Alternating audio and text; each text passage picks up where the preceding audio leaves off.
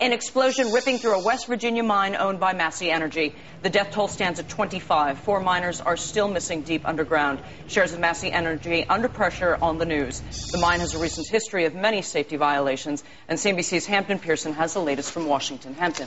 Good morning, Michelle. Massey Energy is one of the top 5 coal producers in the country, among the industry's most profitable, but it does have a spotty safety record. In the last year, federal inspectors have fined the company more than $382,000 for repeated violations involving its ventilation plant and equipment at the Upper Big Branch mine where this latest tragedy has occurred. This is the second mining disaster involving fatalities at Massey-owned West Virginia facility in the last 4 years. Back in 2006, the Federal Mine Safety Administration fined Massey a then record $1.5 million for violations government inspectors say contributed to the deaths of 2 miners. In the last 3 years, Massey, the largest coal miner in central Appalachia, has been cited by government mine safety regulators for multiple violations. But the company claims its safety record has been stronger than the industry average for 6 straight years. However, Massey is not alone. 4 years ago, after the Sago mining disaster, when 12 miners were killed in a methane explosion, a congressional mandate to equip the nation's underground mines with high-tech communications and tracking gear is way behind schedule. Less than 1 in 10 of the nation's mines have that equipment.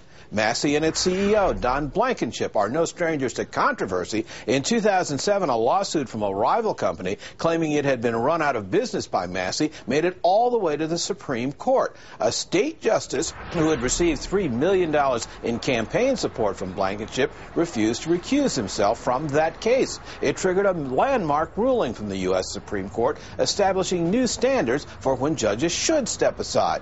But when that case went back to the West Virginia Supreme Court, the earlier ruling favoring Massey and setting aside a $50 million verdict was, in fact, upheld. Michelle and Carl? Hampton, thank you for that. Hampton Pearson in Washington with the latest on the Massey explosion.